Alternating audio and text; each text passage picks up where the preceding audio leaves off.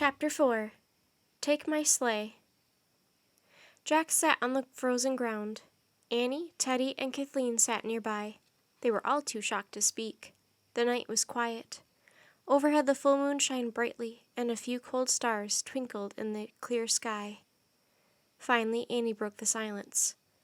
"I wonder what he did to Merlin and Morgan," she said. "I wonder where you will find his eye," said Teddy. "I wonder how we'll carry it around," said Jack. "And I wonder if the wolves are near," said Kathleen. She stood up and looked around, pulling her cloak tightly around her.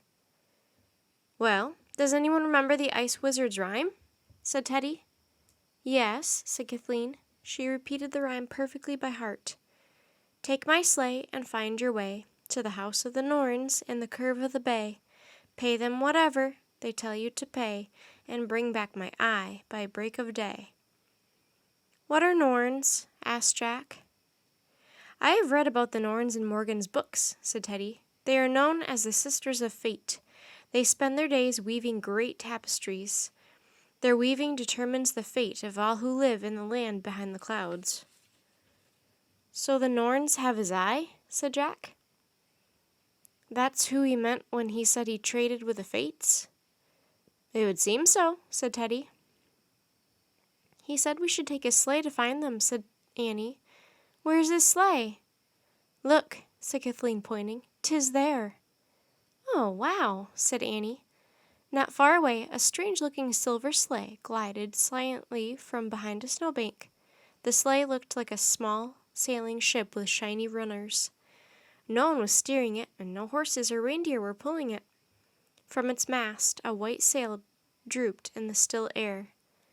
As the sleigh slid to a stop, an eerie howl shattered the calm of the windless night. "Wolves!" cried Teddy. "Let us make haste." Kathleen grabbed his arm. "Do not run," she said. "If we run, they will chase us." "Yes, of course," said Teddy. "They must not see that we are afraid." Another howl shattered the air.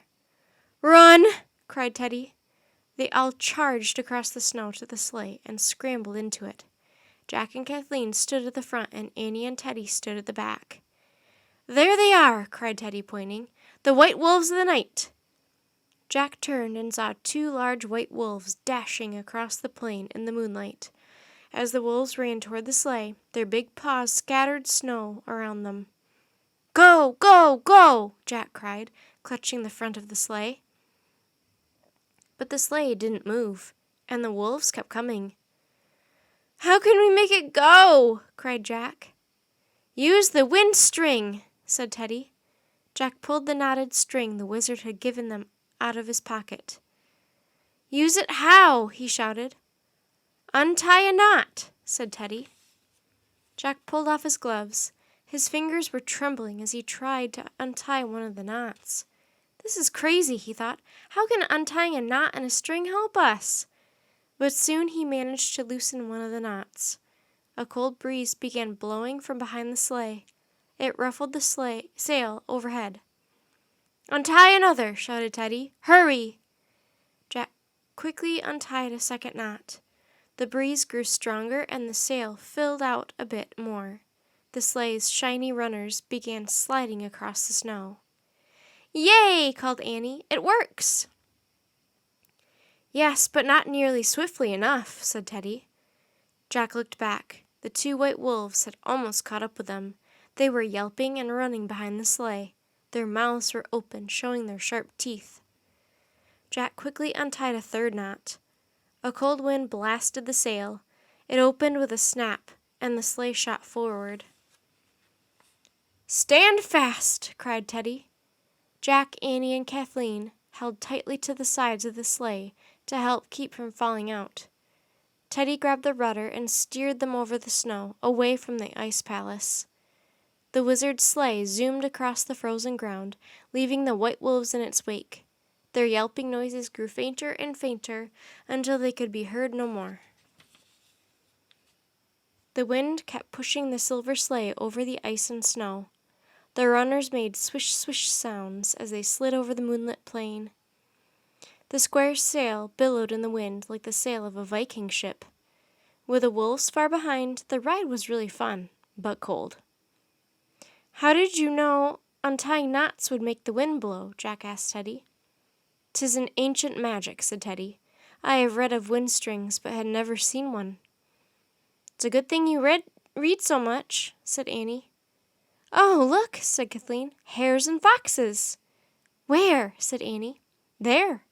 Kathleen pointed into the dark distance. "Playing in the snow. And listen, whistling swans overhead behind that cloud." "Wow," said Annie. Jack was amazed by Kathleen's power to see and hear so many things. As before, the moonlit landscape seemed completely empty to him. "Where are you steering us?" Annie asked Teddy. "I have no idea," said Teddy, laughing.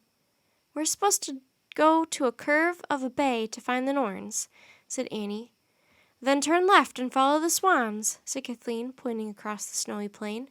"They are flying toward the sea." Teddy swerved the sleigh to the left.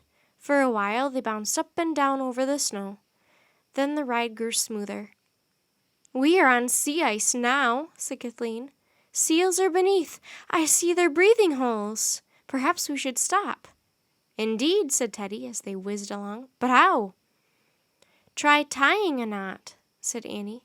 "Excellent idea," said Teddy. "Jack?" Jack yanked off his gloves. With cold, shaky fingers, he tied a knot in the string. The wind lessened a bit. The sleigh began to slow down. He tied another. The sails started to droop. "Hooray!" said Annie. Jack tied a third knot, and the wind completely died away. The sleigh glided to a stop. "Well done," said Teddy. "Thanks," said Jack. He tucked the string back in his pocket and looked around. "I wonder if this is where the Norns live." "I will ask," said Kathleen. "Ask who?" thought Jack. Kathleen climbed out of the sleigh. She walked over the sea ice, studying it closely. Then she stopped above a small hole. Kathleen knelt down and spoke softly in silky language. Then she put her ear close to the hole in the ice and listened. A moment later she stood up. "The seal told me the curve of the bay lies just beyond those sea rocks," she said, pointing. "That is where we will find the Norns." "Great!" said Annie. Jack, Annie, Teddy, and Kathleen crunched over the frozen sea under the bright moon. They walked through a narrow passage between the sea rocks. When they stepped out from the passage, they stopped. "There 'tis," said Teddy. About 50 yards away was a large, snowy, white mound. Smoke was coming from a chimney on top of the mound. Lantern light flickered from a small round window. "I know you must bargain for the ice wizard's eye alone," said Teddy, "but I would at least like to take a peek at the Norns." He moved quietly to the window and peered into the house. The others joined him. They saw a large fire burning on a hearth. In its rosy glow, 3 strange creatures were weaving at a big loom. Jack caught his breath. Their appearance was shocking. The 3 sisters of fate were as skinny as skeletons. They all had straggly hair, long noses, and huge, bulging eyes. Their crooked, bony fingers fluttered over a large tapestry. Around the room, other tapestries were stacked to the ceiling. "They look like witches in a fairy tale," whispered Annie. "Aye, but they are not witches," said Teddy. "Every cloth they weave is the history of a life." "Wow," said Annie. "Well, good luck," said Teddy. "Kathleen and I will wait out here while you go inside and ask for the wizard's eye." Suddenly a terrible howl pierced the silence. "Yikes," said Annie. "The wolves," said Kathleen. Teddy hurried to the door and threw it open. "Everyone inside," he said, and all 4 of them scrambled into the house of the Norns.